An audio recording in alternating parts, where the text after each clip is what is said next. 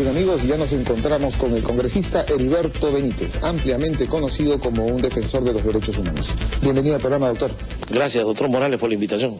Bueno, en este aniversario de los derechos humanos, nosotros lo hemos invitado porque, en particular, usted tiene una vasta experiencia como abogado, defensor de casos de derechos humanos y también de casos penales muy complicados. ¿Cuál es un balance de esta experiencia que usted adquirió en este tema? Bueno, a mí me tocó desde muy joven defender los derechos humanos con una lectura de abogado, básicamente en los tribunales de justicia, ya sea fuero común o fuero militar. Me tocó ver desde los años 93 el proceso que le siguieron a 33 militares por intentar restaurar el orden constitucional cuando Alberto Fujimori dio un golpe de Estado y anuló la Constitución del 79. Luego vi el caso de los estudiantes y el profesor de la Universidad La Cantuta. Luego vi el secuestro del general Robles. Después me tocó ver los juicios seguidos contra el general Ríos Araico, el tema de Leonor La Rosa, que fue víctima de tortura, secuestro y de maltrato físico. Luego defendí a abogados que eran acusados falsamente de subversivos. Y así varios temas más que incluso me permitieron llegar a ser presidente de la Comisión Ejecutiva de Derechos Humanos del Colegio de Abogados de Lima por 3 años.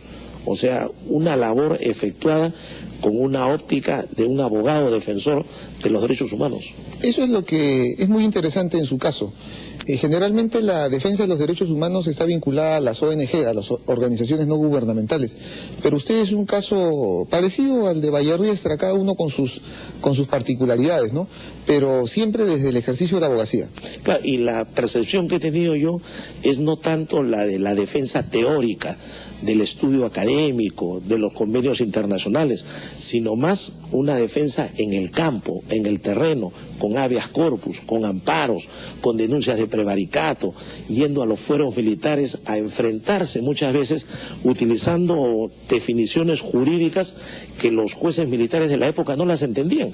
Yo recuerdo que cuando litigaba en muchas causas, uno hablaba, por ejemplo, del nullum crimen nulla pena sine lege. No hay delito ni crimen sin ley previa. Y los militares se agarraban la cabeza creyendo que uno los insultaba. Y uno tenía que explicarles que esa era parte de la formación jurídica. ¿Por qué? Porque en el fuero castrense los jueces eran de caballería, artillería, infantería. Entonces no entendían. Pero a pesar de eso, librábamos la batalla, defendíamos los derechos humanos y hemos logrado causas positivas. Pero usted no cree que esta tarea individual, ¿no? Porque son pocos los que defienden de esta manera, siendo abogados, no debe ser complementada con una labor de promoción, de difusión, para que no se cometan este tipo de violaciones a los derechos humanos? Sí. Que los colegios de abogados deberían ser los abanderados, porque como son la conciencia jurídica del país, como participan todos los letrados a nivel nacional, creo que desde ahí debería impulsarse una promoción y una defensa de los derechos humanos, para que haya preparación, capacitación, educación, valores, formación, y todo eso en conjunto permita que la población sepa cómo defenderse cuando se comete un abuso. Yo le aseguro, doctor Morales, que muchos de los televidentes algún día han sido objeto de algún atropello legal y no saben a dónde acudir. Y peor si es fin de semana, porque van al Ministerio Público y los fiscales de prevención del delito no están. Van a la Defensoría del Pueblo y los abogados no atienden. Van al Congreso, no hay parlamentarios. Van donde un abogado, a veces les cobran por ejercer la defensa. Entonces el ciudadano dice, ¿a dónde voy? ¿Qué hago? Me voy a la comisaría y de repente quedo detenido porque soy testigo de un delito. Entonces, ¿qué puedo hacer? Se pregunta ese ciudadano. Hay que orientarlos, educarlos y prepararlos. En su caso, el ejercicio de la defensa jurídica, tanto en el ámbito penal como en los derechos humanos, usted no siguió el camino de formar una ONG o convertirse en un académico, sino usted pasó a la política. Y como político, como congresista, usted ha estado un periodo en el 2001 al 2006 y luego ha retomado actualmente. ¿Ahí también ha continuado haciendo una labor por los derechos humanos? Claro, incluso me han sucedido cosas curiosas. Cuando intenté ser profesor de la universidad donde estudié, hubo una especie de veto a mi enseñanza porque era rival político del gobierno de turno. No me dejaron dictar clases. Y recuerdo que unos alumnos del primer año me llevaron a un auditorium en un colegio para dictarle una charla de derechos humanos porque no me dejaban dictarla en el claustro universitario. Luego, esta experiencia me permitió decir, no solo hay que defender, hay que capacitar. Y cuando llegué al Congreso de la República, el primer año del 2001 me correspondió presidir la Comisión de Derechos Humanos y la convertimos en una especie de comisaría. Recibíamos permanentemente denuncias, hacíamos audiencias públicas y tratábamos de ayudar a la gente. Al final, los políticos de la época desaparecieron la Comisión de Derechos Humanos y la fusionaron, y hoy día se llama Justicia y Derechos Humanos. O sea, hubo un pequeño retroceso en el tema teórico, ¿no? O sea, ¿usted propondría que en esta actual legislatura se vuelva a dividir esta comisión? Yo creo que sí. Creo que el tema de derechos humanos es específico.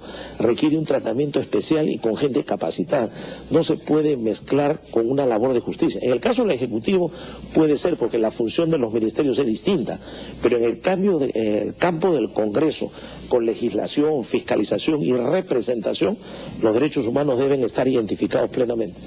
El sistema judicial peruano, tanto en el Poder Judicial como en el Tribunal Constitucional, no son las únicas vías para defender los derechos humanos. Mejor dicho, cuando estas vías son ineficaces, se acude al sistema interamericano. Usted también ha tenido una importante participación y experiencia a nivel del sistema interamericano.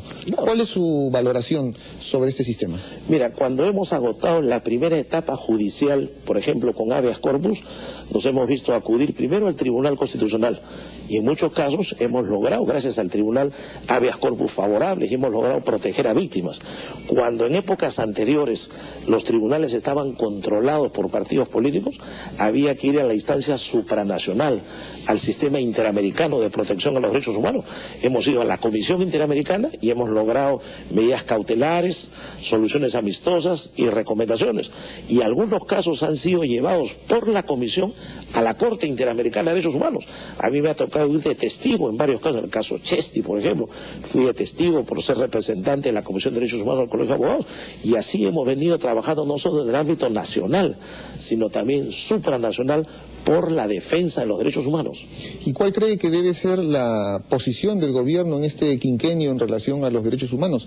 Por ejemplo, en el tema de las reparaciones a las víctimas de la violencia interna y que están en las conclusiones de la Comisión de la Verdad, por ejemplo, ¿no? Por citar un tema. Yo creo que es un tema crucial.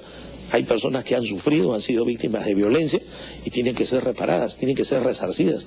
Además, hay sentencias de la Corte Interamericana que aún no se han cumplido con reparar a las víctimas por el daño que le causaron. Y además, tenemos que respetar los compromisos internacionales. Hay convenios que ha suscrito el Perú que forman parte de nuestro orden jurídico que tenemos que respetarlos. La Comisión Interamericana, la Corte Interamericana, las Naciones Unidas, las relatorías especiales, los comités de derechos humanos.